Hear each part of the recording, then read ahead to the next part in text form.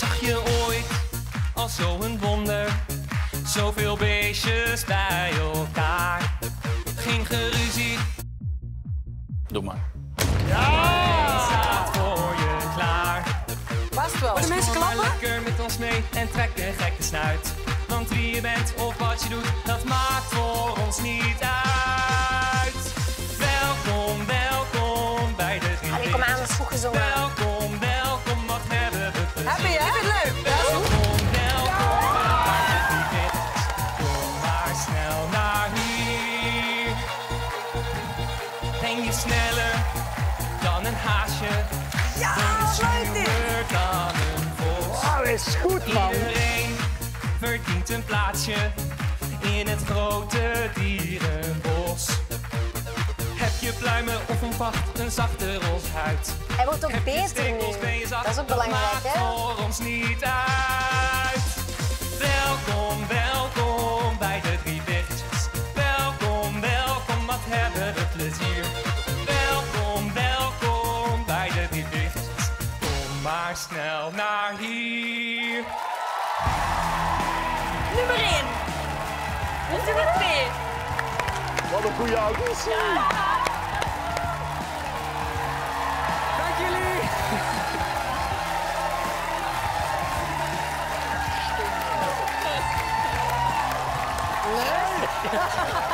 Dirk. Hallo. Bij me, hoi. Man, wat... Nog een keer, Dirk. Ja. Je hebt wat met ze gedaan. Ja, ik vond het zo leuk.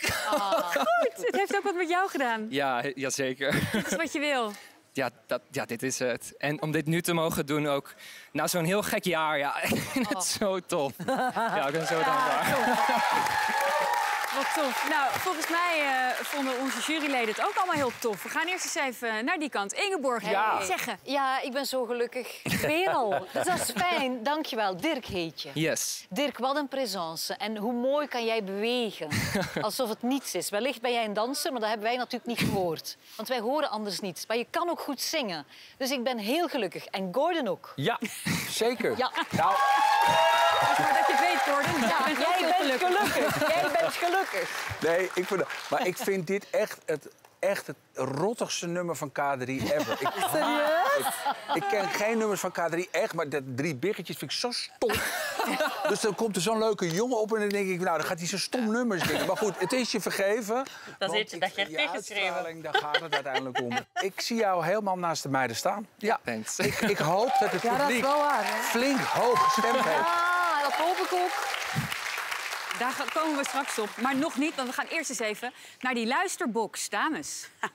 Ja, ik vind het te gek. Ik vind jou de leukste mannenstem die ik in alle afleveringen tot nu toe gehoord heb. Ja. En het beste bij K3 passen. Ja, en telkens denk je, oké, we gaan eraan wennen. Hè. Er kan een man bij of alles wat er tussen man en een vrouw in zit. Maar elke keer denk ik dat dan voor 80 of voor 90%. Het is nu voor het eerst dat ik 100% denk, ja, dit past. Dit past. En die twee jongens die daar nu zitten, die zitten helemaal te bederven door jouw commentaar. Ja, spijt me. Ja, maar luister, het spijt me oprecht. Maar kijk, hun zijn ook leuk. Alleen zijn stem vind ik nog net iets meer matchen bij de dames van K3. Dus ik hoop oprecht dat je nog op het laatste moment daarbij komt zitten. Nou, zullen we dan maar omdraaien? Je moet er toch bij zijn. Ja. Oké, Dirk, je hebt het allemaal gevolgd. Je moet heel veel sterren krijgen. Yes. Finley zit op stoel 10. Die kreeg 398 sterren.